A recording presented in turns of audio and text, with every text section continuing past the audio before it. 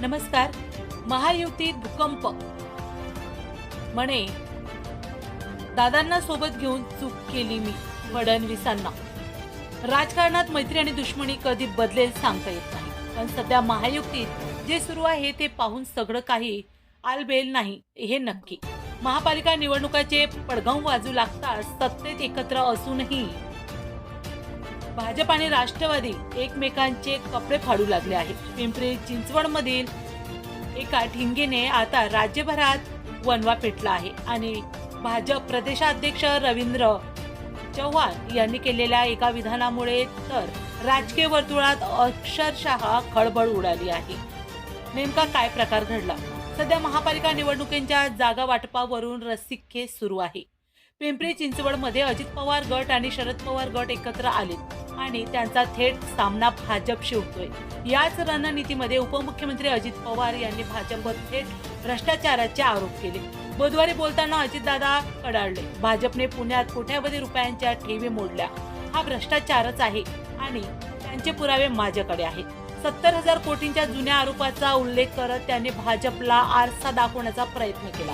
माझ्यावर 70,000 कोटी रुपयांच्या घोटाळ्याचा आरोप झाला ना, मग ज्यांनी हे आरोप केले त्या सगळ्यांच्या सोबत आज मी सरकारमध्ये आहे. राष्ट्रवादीची सत्ता होती तेव्हा PCMC महापालिकेच्या ठेवी कोटी होत्या. आज 2,000 कोटीवर आणून महापालिकेच्या कर्जबाजारी केलाय. एवढा पैसा खर्च केला तर तो गेला कुठे? रस्ते तर आहेत तिथेच आहेत. सत्तेधारी कुत्र्यांच्या नसबंदीतही पैसे घालवले. भाजपची राक्षसी भूक मला पाहवत नाही. भाजपाला सत्तेची मस्ती, माज आणि नशा आली, अशा शब्दात अजितदादांनी संताप व्यक्त केला. भाजपला लुटारूचे टोळे म्हणत सोडपलं आणि त्यांचे आज देखील शरद पवारांचे कौतुक करत 1992च्या आठवणींना उजाळा देताना अजित पवार थोडे भावुक झाल्याचं दिसले. आज हे शहर जे काही उभं आहे त्या शरद पवारांचा सिंहाचा वाटा आहे. त्यांनीच विकासाला गती दिली असं म्हणत अजितदादांनी शरद पवारांच्या कामाचा गौरव केला. दादांच्या आरोपावर भाजप गप्प बसेल का? अजिबात नाही. भाजप प्रदेशाध्यक्ष रवींद्र चव्हाण यांनी यावर प्रतिक्रिया दिली. ती महायुतीचं भविष्य धोक्यात आणणारी आहे. पत्रकारांनी त्यांना विचारला असता अजित पवारांना सोबत घ्यायचा पश्चाताप होतो का?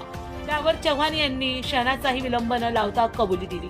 ते म्हणाले, हो, कार्यकर्ते मला रोज सांगतात. मी रवींद्र फडणवीस यांना आधीच म्हटलं होतं की अजित पवारांना सोबत घेताना विचार करा. एका प्रदेशाने उघडपणे अशी खंत व्यक्त केली.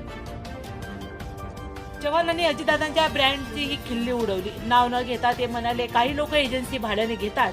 कोणता शर्ट घालायचा हे एजन्सी ठरवते. स्क्रिप्ट लिहून मिळते, पैसा भक्कम मिळतो म्हणून हे चाललंय. एकीकडे सत्तेत मांडल्या गेलेली मांडणी की मांडीला मांडी लावून बसायचं आणि त्या ताटात खायचं, त्याला छिद्र करायचं आणि दुसरीकडे एकमेकांवर असे गंभीर आरोप करायचे. यामुळे महायुतीत नक्कीच चाललंय तरी काय हा प्रश्न आता सर्वांना पडला आहे. देवेंद्र फडणवीसांनी खरंच अजितदादांना सत्तेत घेऊन भाजपच्या मांडीला मांडी लावून खरंच चुकी केली आहे का? कमेंट बॉक्समध्ये कमेंट तुमच्या नक्कीच लिहून सांगा. पुन्हा भेटूया. जय हिंद, जय महाराष्ट्र.